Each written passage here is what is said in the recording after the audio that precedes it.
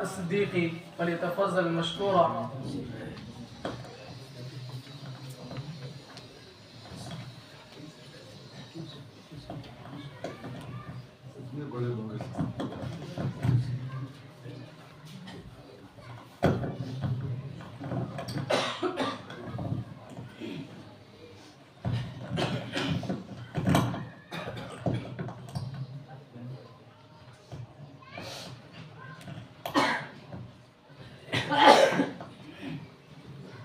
الحمد لله رب العالمين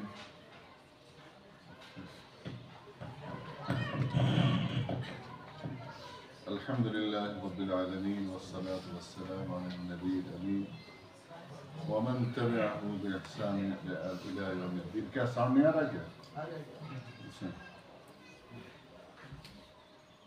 بڑی خوشی ہے. آج مجھے یہ لگ رہا تھا کہ میرا زمانہ طالب علمی شاید پھر لوٹ آیا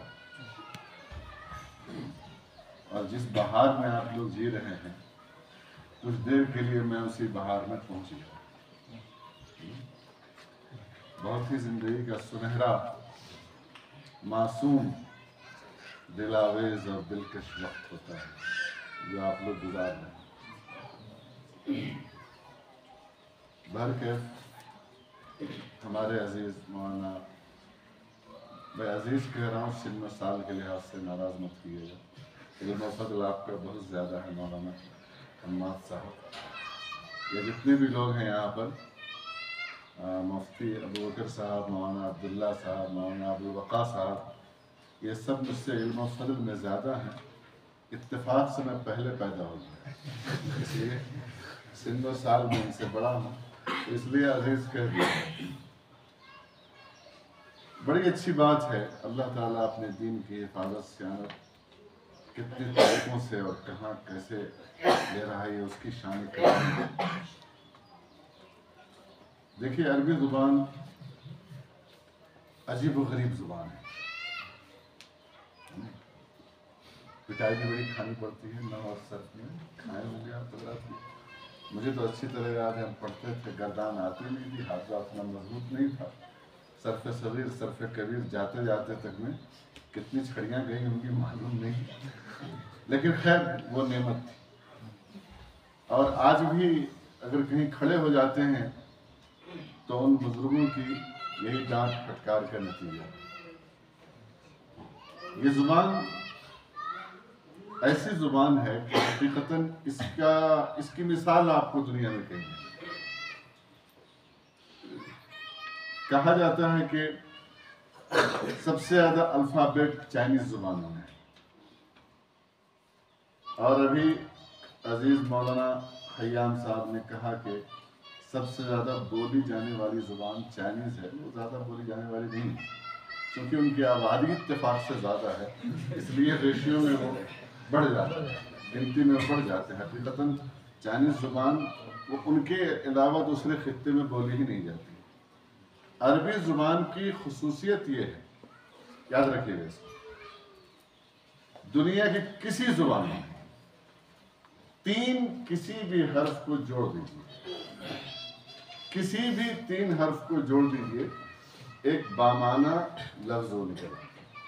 کوئی بھی کچھ بھی آپ جوڑ دیجیے، تین لفظ. اب اٹھائیے کوئی بڑی ڈکشنری، مصباح اللغات وغیرہ میں اٹھائیے گا، بڑی ڈکشنری ابن منظور کی لسان العرب اس قسم کی ڈکشنری آپ اٹھائیں، کوئی نہ کوئی معنی دار وہ لفظ. اس کی وسعت یہ ہے، 1 ملین کتنے کا ہوتا ہے پتہ ہے؟ 10 لاکھ. 12 ملین سے زائد الفاظ اس کی ڈکشنریوں میں موجود. 12 ملین، اتنی وسعت.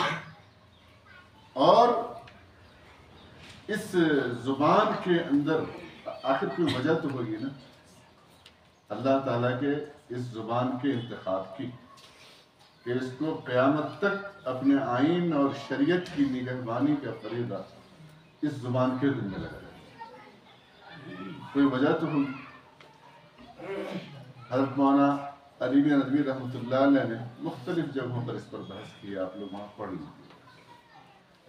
میں صرف اس مبارک اور مسعود کوشش کی پر مبارکباد دیتے ہوئے آپ حضرات سے، آپ کے بڑے بھائی ہونے کی حیثیت سے صرف یہ درخواست کرتا ہوں کہ اس کو زندگی کا ایک مشن بنائیے اور مقصد بنائیے کہ اللہ تعالیٰ کی شریعت، اس کا قانون، اس کا دستور جو در حقیقت پوری انسانیت کے لیے عربی زبان میں، اور ہمیں حکم ہے کہ اس کو دنیا کے کونے کونے تک، خطے خطے تک، ہر کچے اور پکے گھر تک ہم کو پہنچانا ہے۔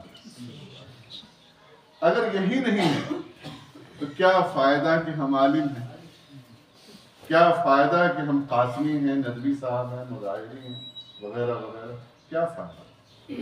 ہم نے اس کا حق ادا نہیں کیا۔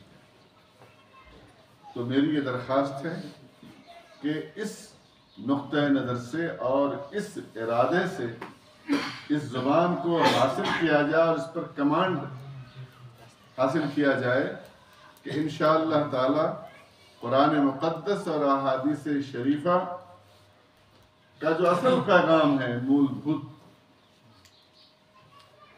اس کو اس انسانیت کو پہنچانا ہے۔ بہت سارے لوگ اسلام سے نفرت یا دوری اس لیے برت رہے ہیں کہ ان کو اصل تعلیمات کا علم نہیں۔ ابھی 2-3 دنوں پہلے کی بات ہے، صاحب کہنے لگے کہ بھائی آپ ہم لوگوں سے اتنی نفرت کرتے ہیں۔ میں کہاں سے نفرت کرتا ہوں؟ آپ کے ساتھ بیٹھتا ہوں، کھاتا ہوں، پیتا ہوں، تو نہیں آپ ہمارا کاٹا ہوا نہیں کھاتے، ہم تو کھا لیتے ہیں آپ کا کاٹا ہوا۔ بات تو بظاہر صحیح۔ پھر میں نے انہیں سمجھایا وما اہل بہ لغیر اللہ، قرآن کی آیت اور بعض احادیث، میں نے بتایا کہ دیکھیے، ہم کسی بھی جانور کو، کسی بھی جاندار کو اسلام میں انسانی جان ہو یا جانور کا احترام ہو اتنا زیادہ ہے کہ اس کو معمولی تکلیف پہنچانا بھی ہمارے نزدیک مناسب نہیں، کھانا بھی نہیں چاہیے۔ یہ تو اللہ تعالیٰ نے انسانی ضرورت کی بنیاد پر اپنے نام پر اجازت دی۔ بھائی ایک جاندار کو کیسے قتل کریں گے، ہم ماریں گے؟ اللہ کہتے ہیں یہ ذمہ میرا ہے نہیں۔ اگر یہ ذمہ داری، رسپانسبلٹی جو اس جان کی ہے، اگر ہم اپنے اوپر لیتے ہیں، ہمارے لیے کھانا درست نہیں ہے۔ اللہ کہتے ہیں میرے نام پر اس کو ذبح کرو۔ اسی لیے اگر کوئی مسلمان بھی کسی جانور کو عمدن بغیر بسم اللہ کیے ہوئے، اللہ کا نام لیے ہوئے ذبح کرتا ہے تو اس مسلمان کا ذبیحہ بھی درست نہیں کھا سکتے۔ تو اگر کوئی غیر مسلم، مطلب کرسچن یا عیسائی، میں نے یہ نہیں کہا، چونکہ وہ خدا کا نام لیتا ہے اور یہ کنسپٹ اور عقیدہ رکھتا ہے، تو ہم کھا سکتے ہیں، ہم کھاتے ہیں۔ اس لیے نہیں کہ ہمیں ہندو بھائیوں سے نفرت ہے یا انہوں نے چھو دیا ہے، یہ کیا وہ کیا، اس لیے ہم دور بھاگتے ہیں۔ ہمارا ایک خاص عقیدہ ہے، اس عقیدے کی وجہ سے، آستھے کی وجہ سے ہم ایسا کرتے ہیں، آپ کی نفرت کی وجہ سے نہیں کرتے۔ یہی کرنا ہوتا تو ہم آپ کے ساتھ ایک تھالی میں بیٹھ کر نہیں کھاتے۔ قرآن مقدس کی آیات، اس کا جو پیغام ہے، اس کو ہم جب خود سمجھیں گے اور زبان کی گہرائی اور گہرائی پر ہماری گرفت ہوگی، تبھی ہم اپنی بات، دین حنیف کی بات دوسروں کو سمجھا سکیں گے اور اسلام کا دفاع بہتر طریقے سے کر سکیں گے۔ میں مبارکباد دیتا ہوں بھائی نثار صاحب، آپ کہیں گے میر محفل مولانا ابو بکر صاحب مبارکباد ان کے باپ کو دے رہے ہیں۔ میں بیٹھا ہوا تھا تو ان پر بھی نظر پڑی، میرے ان سے 3 دہائی سے زائد کے تعلقات ہیں، تقریباً 35 سال سے ہم ایک دوسرے سے متعارف ہیں، اور بڑے فکر مند، درد مند اور نیک آدمی ہیں۔ حضرت مولانا علی رحمۃ اللہ علیہ ہمیشہ اپنی مجلس میں ایک آیت پڑھتے تھے، ام کنتم شہداء اذ حضر یعقوب الموت الی آخر، یعنی والدین کو، گارجین کو اپنی اولاد کے تعلق سے کس درجہ فکر مند ہونا چاہیے، وہ اس آیت کے اندر ظاہر کیا گیا ہے۔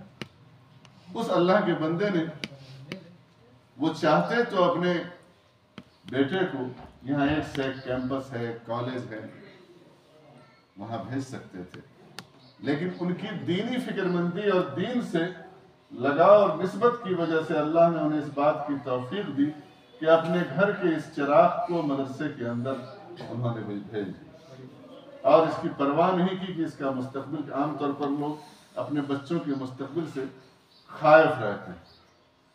توقع نہیں کی جا رہی تھی کہ کاٹھمانڈو کی اس سرزمین میں حضرت مولانا حیات حسین ندوی مرحوم مغفور کے بعد کوئی آسمان علم کا درخشندہ ستارہ طلوع ہوگا، لیکن جب میں نے اسے دیکھا، اس نوجوان کو دیکھا، تو میرے کلیجے میں ٹھنڈک پڑ گئی، اور میں ہمیشہ دل سے دعائیں دیتا ہوں دونوں باپ بیٹوں کو۔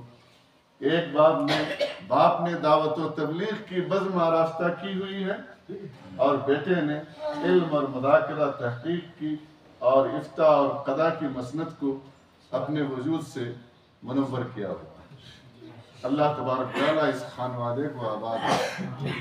میں کاٹھمانڈو کے یہاں جو افراد ہیں، جو موجود لوگ ہیں، میں ان سے بھی درخواست کرنا چاہوں گا کہ ہماری آبادی بڑھ گئی، کاٹھمانڈو کی آبادی بھی اب 3 سے 4 ملین کے آس پاس پہنچنے جا رہی ہے۔ یہاں کئی ایک مفتی ابوبکر ہونے چاہیے، اور ضرورت ہے شاید انہی میں جو بیٹھے ہوئے لوگ ہیں اور انہی کاوشوں سے ہم میں کوئی علیمیہ، کوئی تھانوی، کوئی گنگوہی، کوئی نانوتوی اللہ تبارک تعالیٰ پیدا فرمائے۔ اللہ تعالیٰ آپ حضرات کی کاوشوں کو قبول کرے۔ ان اصبت فمن اللہ وان اخطأت فمن نفسی ومن الشیطان واللہ غفور رحیم۔ والسلام علیکم۔